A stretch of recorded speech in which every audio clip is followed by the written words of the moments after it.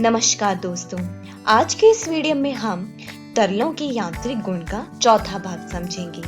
दोस्तों, आज के इस वीडियो में हम समझेंगे कि टॉरिसेली का नियम क्या होता है, जिसके बाद हम देखेंगे कि गतिक उत्पादक क्या होता है। तो चलिए दोस्तों शुरू करते हैं। सबसे पहले हम देखते हैं कि टॉरिसेली का नियम क्या होता है। दोस्तों, टॉरिसेली का नियम इंगुलिस्टा टॉरिसेली के द्वारा दिया गया है। इस प्रमेय में टॉरिसेली ने बताया है कि जब किसी पात्र में तरल भरा हुआ रहता है और तल से कुछ ऊंचाई पर यदि इस पात्र में छिद्र कर दिया जाए तो तरल उस छिद्र के बाहर जिस वेग से निकलता है उस वेग का द्रव्य बाहिर्साव वेग कहते हैं।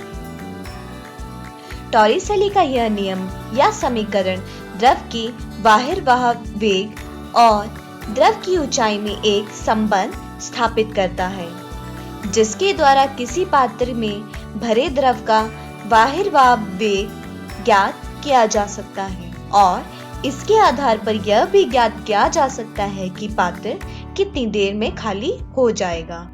चलिए इसे समझने के लिए एक उदाहरण लेते हैं। दोस्तों, मान लीजिए ये कोई एक पात्र है जिसकी ऊंचाई h है और किसी पात्र में h ऊंचाई तक द्रव या तरल भरा हुआ है तथा इस द्रव का घनत्व ρ है।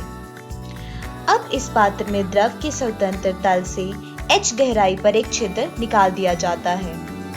इस छिद्र से द्रव v वेग से बाहिर्वाह होने लगता है, तो इस छिद्र में होने वाले द्रव के बाहिर्वाह वेग और तरल के तल से गहराई h में निम्न संबंध होगा। मतलब जो संबंध है वो है v बराबर 2gh।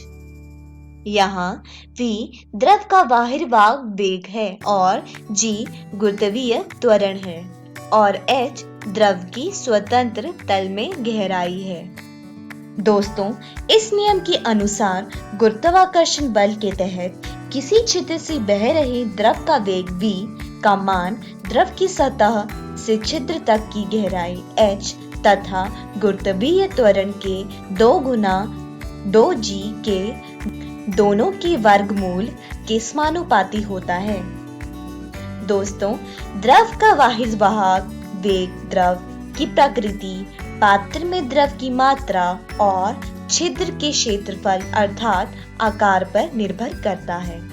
मतलब छिद्र तल की जितनी अधिक गहराई में होता है बाहिर्वाह वेग का मान उतना ही अधिक होता है, जैसा कि आप इस चित्र में देख सकते हैं। दोस्तों, अब आगे बढ़ते हैं और देखते हैं कि बैटरी मापी क्या होता है। दोस्तों, बैटरी मापी बर्नौली के सिद्धांत पर काम करता है। दोस्तों, बैटरी मापी किसी असंपीड्य तरल में प्रवाह वेगों को मापने की एक युक्ति है। इसमें एक चौड़े व्यास वाली नली होती है, जैसा कि आप यहाँ पर देख सकते हैं, जिसके माध्यम में छोटा संकीर्ण होता है, जैसा कि आप यहाँ देख सकते हैं। इसमें यू नली के रूप में एक मैनोमीटर होता है, जिसकी एक भुजा चौड़ी गर्दन के बिंदु तथा दूसरी संकुचित गर्दन से जुड़ी होती है। मैनोमीटर में ρm घनत्व का द्रव भरा होता है। इस युक्ति द्वारा नली की चौड़ी गर्दन का क्षेत्रफल a है और v1 यहाँ पर द्रव की चाल है। तो दोस्तों, बर्नौली समीकरण का उपयोग करके हमें यहाँ पर कुछ इस प्रकार से समीकरण मिलता है।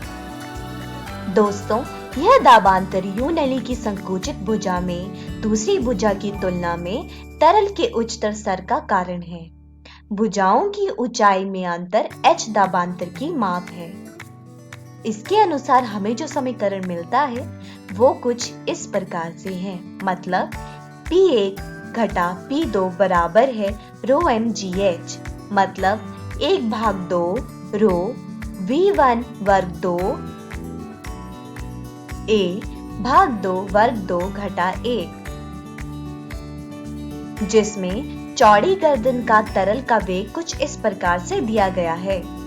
दोस्तों, इस सिद्धांत के बहुत से अनुप्रयोग हैं। मोटर वाहन अथवा संचालित वाहन के कार्बोरेटर में बैटरी वाहिका होती है, जिसमें से तीव्र गति से वायु प्रवाहित होती है। संक्रिय गर्दन पर दाब कम होता है, इसलिए पेट्रोल भीतर की ओर चैम्बर में चूस लिया जाता है ताकि दहन के लिए वायु तथा ईंधन का सही मिश्रण प्राप्त हो सके। दोस्तों, फिल्टर पंप, स्प्रेयर अथवा कीटनाशकों के छिड़काव के लिए प्रयोग में लाए जाने वाले इसी सिद्धांत पर कार्य करते हैं। दोस्तों, रक्त प्रवाह और हार्ट अटैक को समझने के लिए बर्नौली का सिद्धांत ही काम आता है। इसकी भीतर दीवार का प्लाक का जमाव होने के कारण धमनी भीतर से सक्रिय हो जाती है। इन सक्रिय धमनियों में रक्त प्रवाहित कराने के लिए हृदय की गतिविधि का अधिक बोझ पड़ जाता है।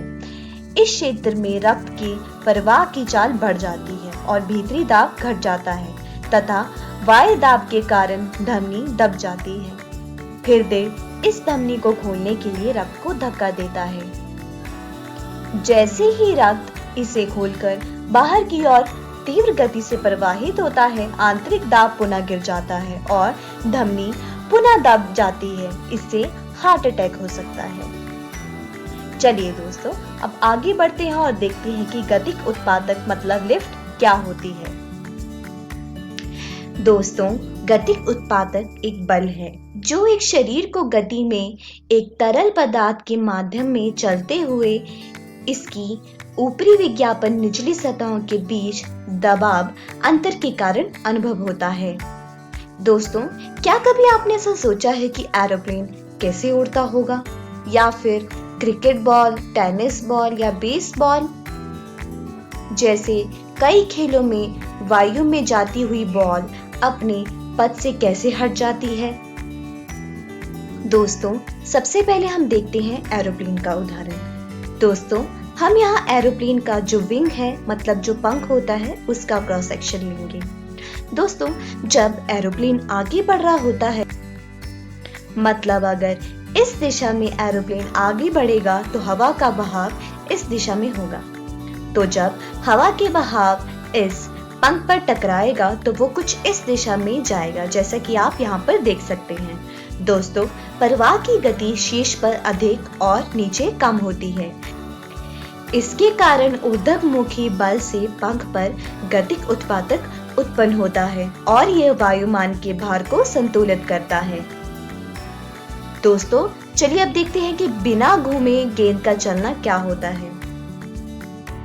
दोस्तों, तरल के सापेक्ष बिना घूमती गतिमान गेंद के चारों ओर धरा रेखाएं इस तरह से दी जाती हैं। धरा रेखाओं की सममिति से ये स्पष्ट होता है कि संबंधित बिंदुओं पर गेंद के ऊपर और नीचे के बिंदुओं पर दबाव का अंतर शून्य होता है, क्योंकि इसी बिंदु पर गेंद के ऊपर और नीचे तरल पदार्थ का वेग समान होता है।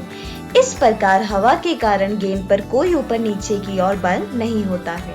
दोस्तों, अब हम देखते हैं कि घूमती हुई गेंद की चाल कैसी होती है। दोस्तों, चक्रण करती हुई गेंद अपने साथ वायु को घसीटती है। किसी घूमती हुई गतिमान गेंद की धरा रेखाएं आप इस चित्र में देख ही सकते हैं। जब गेंद आगे की ओर चलती है तथा इसके सापेक्ष वायु पीछे की ओर चलती है तो गेंद के ऊपर का वेग बढ़ जाता है और गेंद के नीचे का वेग घट जाता है। वेगों में अंतर के कारण ऊपरी तथा निचले पृष्ठों पर दबांतर उत्पन्न हो जाता है, जिससे गेंद पर एक ऊर्ध्वमुखी बल कार्य करता है।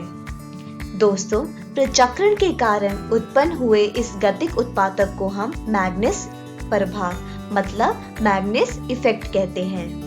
तो दोस्तों, आज की इस वीडियो में हमने सीखा कि लॉरेंत्ज़ का नियम क्या होता है, जिसके बाद हमने देखा कि गतिक उत्पादक क्या होता है। दोस्तों, अगली वीडियो में हम देखेंगे कि शयनता क्या होती है, जिसके बाद हम देखेंगे कि रेनॉल्ड्स संख्या किसे कहते हैं। दोस्तों, मैं आशा करती हूँ आपको ये वीडियो अच्छे से समझ आया होगा। तब तक आप अपनी पाठ्य पुस्तक से इन सारे विषयों को दोहराने की कोशिश कीजिएगा। धन्यवाद।